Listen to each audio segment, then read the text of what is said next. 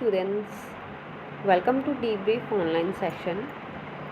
Dear students, we have already done Bridge course Day 3 and today we are going to discuss the topics of Bridge course Day 3.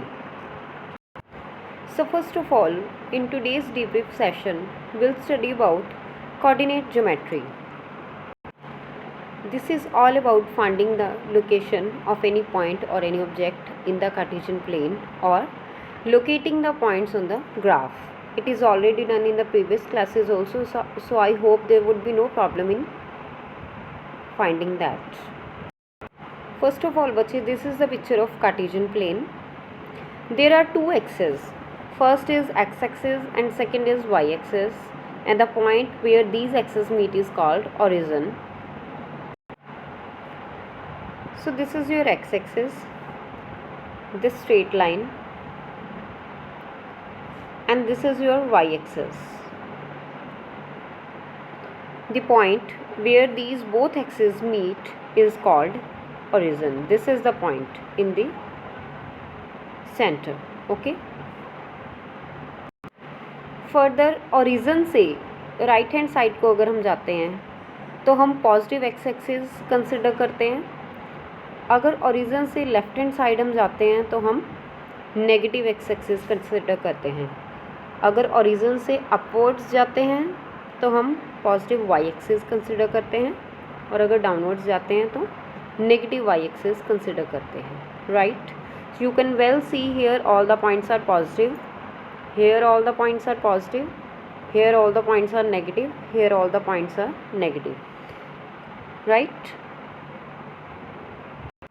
एक चीज़ का ध्यान सब बच्चों ने रखना है कि जो भी विड्थ लेनी है इन पॉइंट्स के बीच, लाइक 1 2 3 4 5 6, इनके बीच जो भी विड्थ लेनी है वो आपने सेम लेनी है.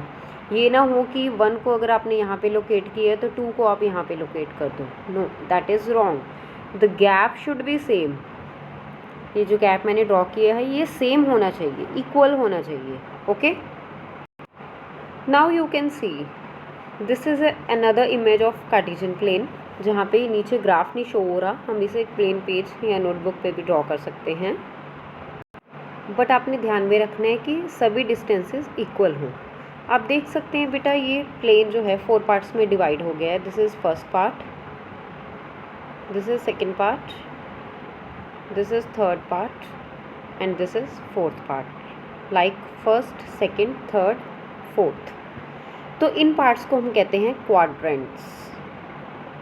This is first quadrant, this is second quadrant, this is third quadrant, and this one is fourth quadrant. So it is divided in 4 quadrants. बेटा फर्स्ट क्वाड्रेंट जो है ये यही रहेगा, इसको आपने चेंज नहीं करना है. मतलब we have to move anti clockwise. हमने एंटी क्लॉकवाइज मूव करना है. First, second, third and fourth. Okay,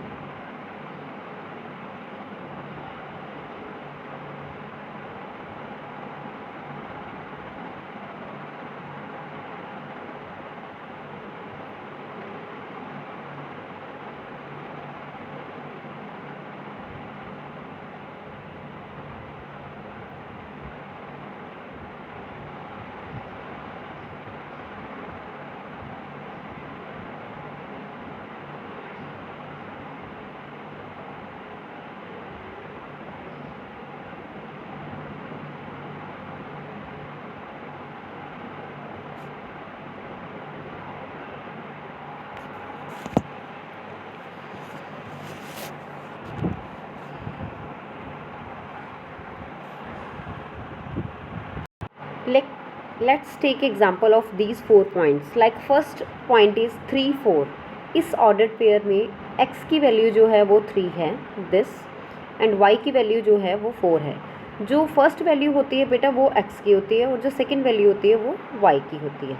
तो हम 3 4 पॉइंट को कहाँ प्लॉट करेंगे? सबसे पहले हम x लाइन पे, इस लाइन पे 3 पॉइंट को देखेंगे. That is here Then we'll see y line and its 4 point. Then we'll start drawing dots like this.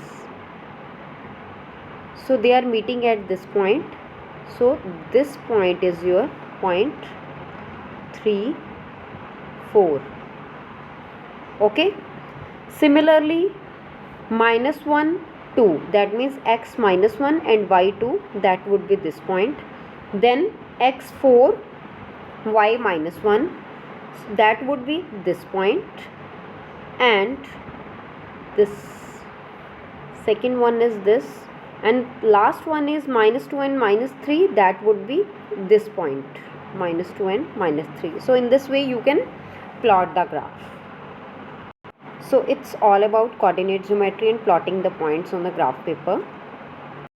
So next is algebraic expression. What is an algebraic expression? The expression consisting of numbers, constants, variables and operation symbols. वो expression जिसमें numbers भी हों, constants भी हों, variables भी हों और वो सब एक दूसरे के साथ सिम्बल्स में कनेक्टेड हो, like plus, minus, multiply and divide. So नीचे एग्जांपल दी हुई है आपको कुछ अलजेब्राइक एक्सप्रेशंस की. For example this is an algebraic expression 5x - 3. इसमें कितनी टर्म्स है बेटा? 2 terms. First is 5x and second is 3. So this is a binomial. So this expression is called binomial. इसमें जो x के आगे लगा हुआ है number, that is called coefficient. जो x है वो वेरिएबल है, इसे हम लिटरल भी बोलते हैं. x भी हो सकता है, y भी हो सकता है, z भी हो सकता है, तो कोई भी स्मॉल लेटर. और जो नंबर जिसके साथ कोई भी वेरिएबल ना लगा हो, लिटरल ना लगा हो, उसे हम क्या बोलते हैं? Constant. Okay. So these are the type of algebraic expression. Monomial having one term, जिसमें वन टर्म हो उसे मोनोमियल कहते हैं. बाइनोमियल में कितनी टर्म्स होती हैं? 2 टर्म्स होती हैं. ट्राइनोमियल में होती हैं 3 टर्म्स. और पॉलिनोमियल बेटा कलेक्टिवली बोला जाता है अगर 3 से ज़्यादा टर्म्स हो, 4 हो, 5 हो, 6 हो, तो हम बोल सकते हैं polynomial with 4 terms, polynomial with 5 terms, polynomial with 6 terms and so on. So this is all about algebraic expressions. And next is like and unlike terms. Like terms are those whose variables are same. For example, these all are like terms. In this expression it is xx.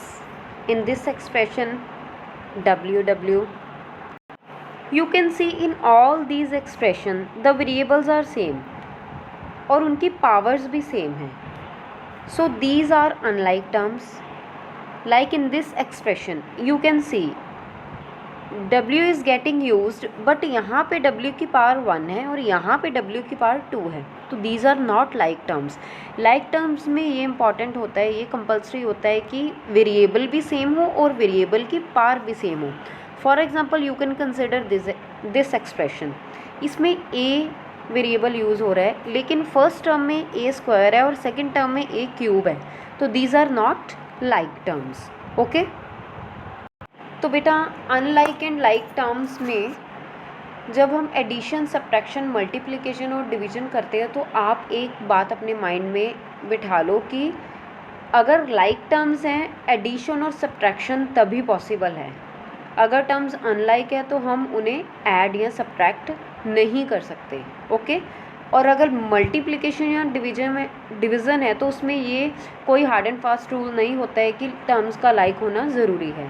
Okay. Addition और subtraction के लिए terms का like terms होना ज़रूरी है, multiplication और division के लिए ज़रूरी नहीं है. So students, this is all about today's debrief session. I hope I have covered all the points which you have studied in Bridge course day 3, and must complete your homework which is given at the end of video, and that homework should be done in your fair notebook.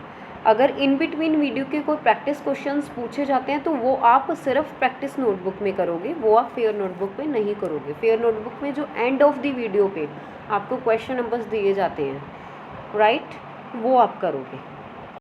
So must complete your work in time. Do not keep your work pending. Happy learning, students.